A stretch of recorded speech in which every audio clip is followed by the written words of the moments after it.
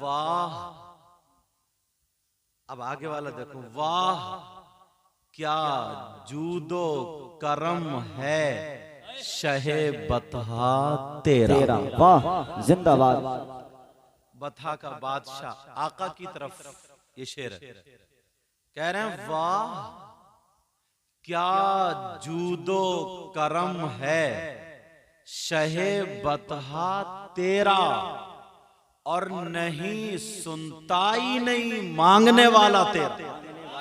वाह वाह वाह जिंदाबाद। हजरत मुफ्ती साहब ये हदीस का तर्जुमा भी है हजरत क़िबला।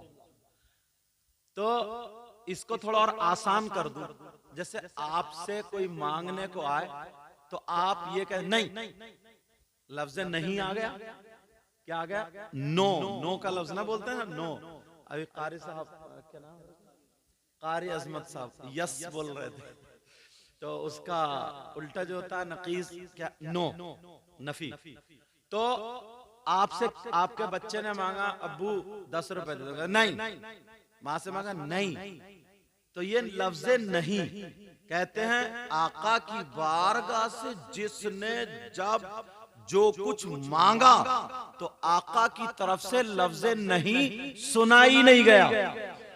वाह वाह जिंदाबाद। अब मतलब समझ गए, कहते हैं वाह क्या जूदो करम है शहे बतहा तेरा, नहीं सुनता ही नहीं मांगने वाला तेरा। वाह जिंदाबाद। अब मैं चलता हूं हदीस की किताब की तरफ, किताब है तबरानी। वाह, उलमा भी बैठे, हदीस शरीफ का मफहूम बयान कर रहा हूं। मेरे आका की बारगाह में लोग मांगने के लिए, तलब करने के लिए, कुछ लोग तोहफे भी पेश करने के लिए जाया करते थे। आका की बारगाह से लेकर के आया करते थे। एक खातून जो अंसारी बिरादरी की थी, उसके दिल में भी आ गया मैं आका की बारगाह में कोई तोहफा लेकर के जाऊं। प्यारो समझ लेना तोहफा क्या था, कोई मोटा लिफाफा नहीं था, मुर्गा मुसल्लम नहीं था, मगर उसका अकीदा और प्यार देखो। वो रोजाना गुस्ल करती थी, खुशबू लगाती थी, और 2 रकात नमाज पढ़ने के बाद एक कपड़ा बुनने बैठती थी, और हर तागे पर मेरे आका का नाम लिया करती थी। वाह जिंदाबाद। तवज्जो, समझ में आ रही बात? अल्हम्दुलिल्लाह। अब एक तागा, जैसे औरतें स्वेटर वगैरह बुनती है ना, पहले उस वक्त कपड़े, तो हर तागे पे मुहम्मदुर रसूलुल्लाह, मुहम्मदुर रसूलुल्लाह, हर तागे पर। और उस औरत ने कभी उस कपड़े को बगैर वुजू हाथ नहीं लगाया। वो चादर बुन ली गई, उसकी उस चादर पर हाशिया भी था। हाशिया समझो बॉर्डर।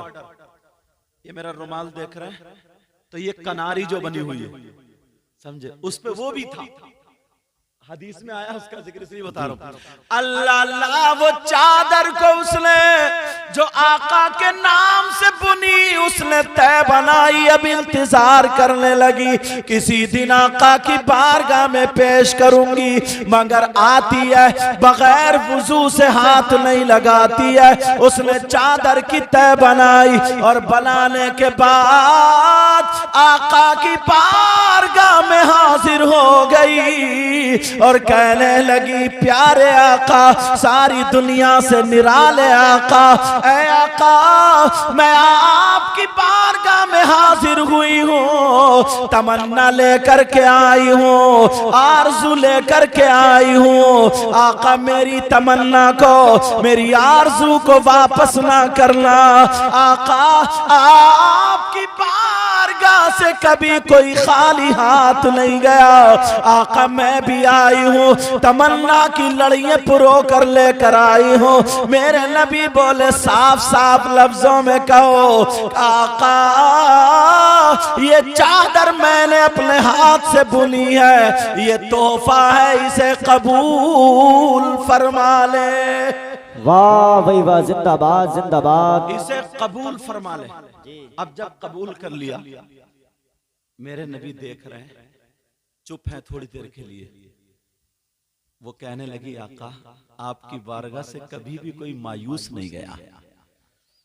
आका मैं मायूस जाना नहीं चाहती जी। मेरे नबी ने उसको ले लिया।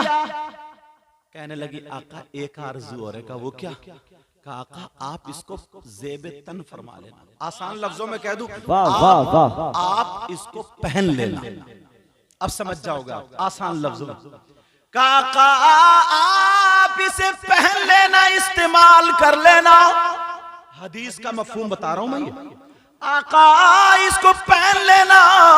मेरे नबी ने कहा ठीक है जाओ। अल्लाह अल्लाह, मेरे नबी ने उसको इस्तेमाल किया। मगर हदीस में आता है, नबी ने उसका अमामा नहीं बनाया, नबी ने उसका कपड़ा नहीं बनाया, नबी ने उसका जुब्बा नहीं बनाया। मेरे नबी ने उसे तहबंद की जगह इस्तेमाल किया। वाह वाह वाह, सुभान अल्लाह। उसका तहमद बना लिया जी। अब जब तहमद बनाया, बड़ा खूबसूरत लगा। तमाम सहाबा को पता चल गया ये वो तहमद है जो बगैर वुजू कभी हाथ नहीं लगाया, और मेरे आका का हर हर तागे पे नाम लेकर के इसको बुना गया है। अब मेरे नबी, अब देखना जरा बात आ रही है, मेरे नबी उसे बांध कर निकले, सहाबा रश कर रहे हैं, कह रहे हैं क्या उस औरत की तमन्ना थी यार, क्या किस अंदाज में बुना। मगर एक गांव का रहने वाला सहाबी आ गया। वाह। गांव का बेचारा सीधा साधा भोला वाला होता है, उसका दिल बड़ा साफ होता है, मुंह पे कुछ भी कह देता है नहीं, ऐसा फर्क होता है ना। अब वो आ गए आका की बारगाह में, कभी आका के चेहरे को देखे तो कभी उसको जुब्बे शरीफ को देखे तो कभी उसी चादर को देखे। अब बार बार नजरें उसी चादर पे, बार बार चादर। वो कहने लगा, आका आका आपकी बारगाह से कभी कोई खाली हाथ नहीं गया। बड़ी खूबसूरत लग रही है ना ये चादर, मुझे दे दीजिए। वाह। मेरे आका ये कह सकते थे नहीं मुझे किसी औरत ने बुन के दिया, मेरे नबी ने लफ्ज़ नहीं फरमाया, वो याद रखो नहीं फरमाया। मेरे नबी बोले, गुलाम मेरा कलमा पढ़ने वाले आजा, मेरे पीछे पीछे आजा, तुझे चादर दिए देता हूँ। अल्लाह अल्लाह, आगे आगे गुलाम है, पीछे आगे आगे आका है, पीछे पीछे गुलाम है, दोनों चलते चले जा रहे हैं। मेरे नबी हजरत आयशा के हुजरे में दाखिल हुए, वो गुलाम बाहर रह गया। जैसे ही नबी अंदर गए, नबी ने दूसरा तहबंद बनाया, बांध लिया और उस चादर की तह बनाई, उस गुलाम को दे दी। वो गुलाम जो था उस चादर को चूमने लगा, उस चादर को आंखों से लगाने लगा, उस चादर को सीने से रख लिया और सीने से लगा करके सर पे रख के फिर बाद में सीने से लगा के झूमता हुआ और इश्क में झूमता हुआ चल पड़ा। जैसे ही बाहर निकलता है, दो चार सहाबा ने जब देखा, अरे ये तो वही चादर है जो मेरे नबी को किसी औरत ने दी थी, ये तो वही चादर है जिस पे बगैर वुजू हाथ नहीं लगाया था, अरे यही तो वो चादर है जो मेरे नबी को बहुत ज्यादा पसंद थी। जब इतना कहा, वो सहाबियों ने उसे पकड़ लिया। पकड़ने के बाद कहा, प्यारे जरा बोलो ये चादर कहां से लाए हो? ये तो चादर नबी की है। कहा, मुझे मालूम है नबी की है, मैं नबी से मांग कर लाया हूँ, चुरा करके नहीं लाया हूँ, मैंने नबी से मांगी है, नबी ने मुझे अता कर दी है। तमाम सहाबा कहने लगे, अरे तूने नबी से क्यों मांगी है? क्या तुझे पता नहीं था नबी कभी मना नहीं फरमाते हैं, तो तूने क्यों मांगी है? वो कहने लगा, मुझे अच्छी लग गई। तो वो सहाबा कहने लगे, अरे क्या तेरे अंदर इतनी हिम्मत आ गई, तेरे अंदर इतनी जुर्रत आ गई, तेरे अंदर इतनी ताकत आ गई कि तू नबी का पहना हुआ कपड़ा पहनेगा, नबी ने जो इस्तेमाल कर लिया वो कपड़ा इस्तेमाल करेगा।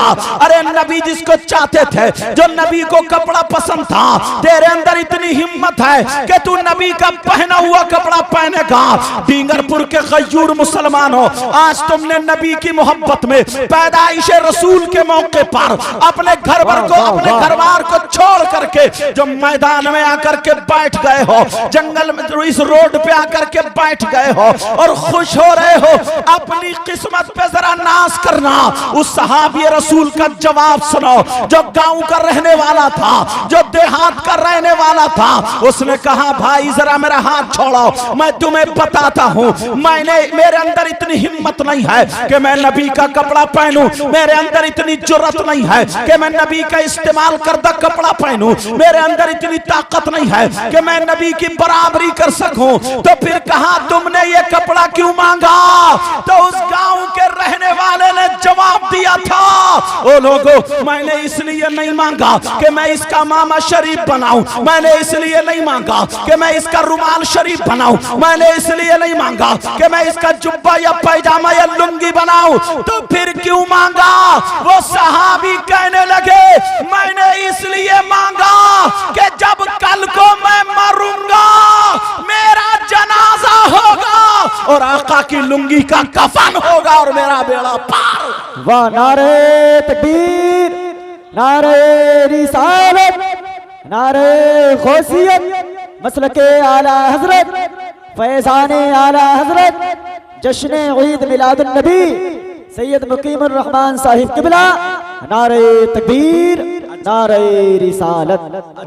अच्छा एक बात बताओ, मैं ज्यादा तेज तो नहीं बोल गया, कहीं जज्बात में आकर के, जोश में आके तेज बोल गया हूँ, समझ में ना आया हो? वो मैं तो अच्छा ही बोल रहा, माशाल्लाह समझ में आ रहा होगा जी। मुझे तो ठीक लग रहा है, बाकी आप लोग जैसे बेहतर समझेंगे।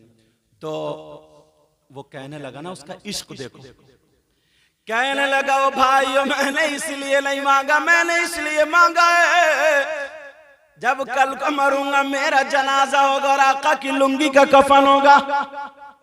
अब फरिश्ते पूछेंगे मन रब्बू का जवाब दे दूंगा रब्बी अल्लाह, फरिश्ते पूछेंगे माँ दीनों का जवाब दे दूंगा दीनी अल इस्लाम, फरिश्ते कहेंगे माँ कुंता अंता तक़ूलु फी शान हाज़ा रजुल। तो अब जवाब देने की जरूरत नहीं है, नबी के बारे में क्या पूछते हो, कफन देख करके पहचान लो।